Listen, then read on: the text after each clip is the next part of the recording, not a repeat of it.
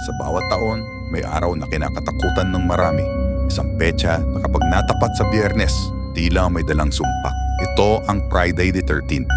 Sa lumang paniniwala, ang bilang 13 ay simbolo ng kamalasan. Sa Kristyanismo, ito raw ang bilang ng nasa huling hapunan ni Jesus, ang ika-13 dumating na si Judas. Kapag natapat sa Biyernes, lalo na sa kalendaryo ng mga pamahiin, tila nagkakaisa ang langit at lupa sa pagpapadala ng misteryo, trahedya, at minsan ay kababalaghan.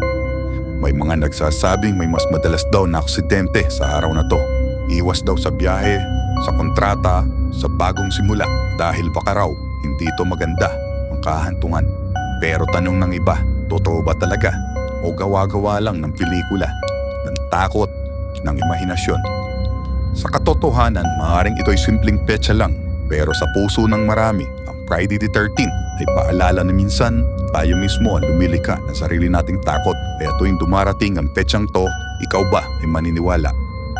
O haharapin mo ito ng buong tapang? Salamat, Kaisla.